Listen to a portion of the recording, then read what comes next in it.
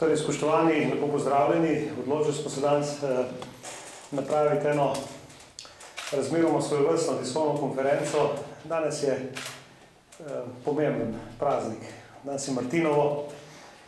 In morebiti se je v zadnjem obdobju ta praznik uveljavil bolj kot v povezavi z vinom, vendar ne gre za to. To je star, tradicionalni slovenski praznik, namenjen predvsem ubiranju sadov jeseni. Namreč celo leto smo povezani z tem, kar v jeseni oberemo, pridelamo, in zato je to bilo za slovensko podeželje velik dan, velik praznik. Tisti seveda kmetje, ki so bili odvisni bolj ali manj od poljedelstva, so seveda slavili polne kašče v smislu svojega pridelka.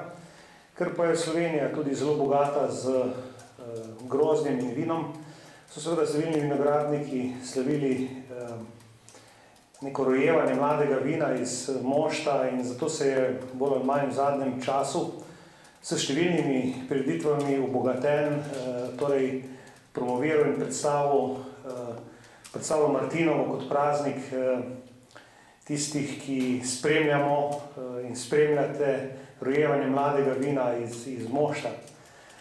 Slovenija je obeležena številnimi prireditvami na današnji dan. Sovpada Martinovo z vikendom, kar bo še dalo dodatno pestrost.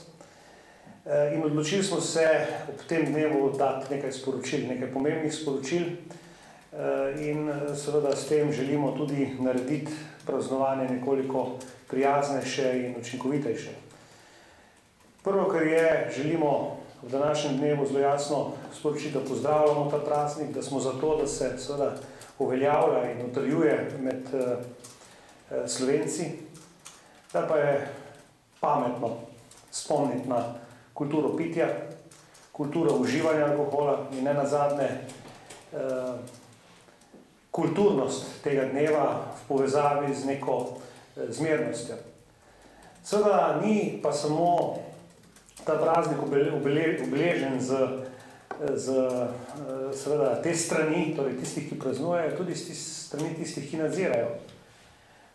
Želimo opozoriti tudi na kulturno obnašanje vseh organov, ki skrbijo za varnost v cestnem prometu, da so tudi oni kulturni vizavi tistih, ki ne pretiravajo, ki se udeležujejo teh prireditev, saj se ob nekem pretiranem, rigoroznem obnašanju v prihodnje takšnih prireditev več ne bodo udeleževali in bodo s tem tudi izgubile svojo atraktivnost in pomen. V Slovenski demokratski stranki smo upozorili in vložili tudi v proceduro zakon, s katerim smo želeli nekako umiliti to pretirano kaznovalno politiko. Zakon je bil z minimalno, pravzaprav niti ne z večino, ampak z kvorumom spravljen iz procedure. Naj spomnim, da je na odboru za gospodarstvo oziroma na pristojnem odboru polovico poslancev podprlo zakon, polovico mu je nasprotovalo, in ker torej ni dobil večine, je bil s tem procedura končana. S tem smo želeli predvsem umiliti to kaznovalno politiko in jo tudi usmeriti bolj v preventivo, ne pa toliko v neko nesprejemljivo in kasantsko politiko seveda kontrole nad tem. Jaz mislim, da je zakonodaja en sklop, da pa to ni vse. Kar se kaznovanja tiče, je zelo pomembno, kako zakonodajo izvajamo. Ali se obnašamo inkasantsko, torej in samo gledamo formalno na napake in pozabimo vsebino, ali pa seveda se tudi skozi nadzor obnašamo preventivno, delujemo opozorilno in vzgojno na voznike in seveda s tem pomagamo marsičemu. Prihajam iz razmeroma vinorodnih krajev, tudi sam sem vinogradnik, in Bizeljsko, naprimer, ki je bilo letos že zelo prizadeto za toče in mimogrede jutri ima velik praznik vina vizavi seveda Martina, ni utrpelo nobene omembe vredne nesreče, prometne nesreče, v zadnjih skoraj 5 do 10 letih.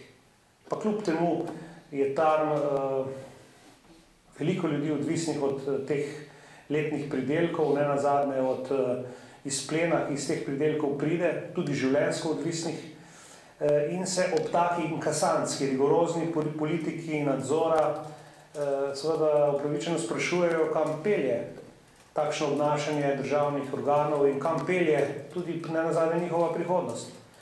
Zato menimo, da je seveda ob jasnih sporočilih, da je potrebno razvijati kulturo pitja, da je potrebno razvijati nek kulturn, sprejemljiv, tudi vizavi prometne varnosti, odnos do tega tradicionalnega slovenskega pridelka, da je potrebno seveda hkrati upoštevati in dati pozornost tudi kulturi nadzora nad tem in seveda onemogočiti tiste, ki predstavljajo nevarnost ali pa povzročijo nevarnost v prometu in seveda na nek način obravnavati tiste, ki so udeleženci in sodelujejo v takih prireditvah in ne predstavljajo nobene grožnje ali tveganja seveda na tem drugačen in primeren način.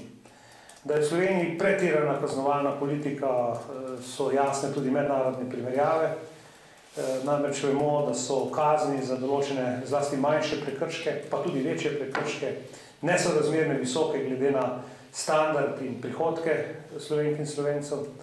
Naj omenim tudi posledice spremenjene zakonodaje, ki so šle tudi do te skrajnosti, da policija zaplenja traktorje po njivah, poteh, torej tam, kjer služijo nekemu kmetijskemu namenu, samo zaradi določenih formalnih pomanjkljivosti, torej da ni nekih papirjev ali da so le-te neustrezni, namesto da bi seveda probali ljudem v takem primeru pomagati. Znan je tudi primer, ko so zaplenili traktor in celo zaprli voznika dan po toči na Bizeljskem.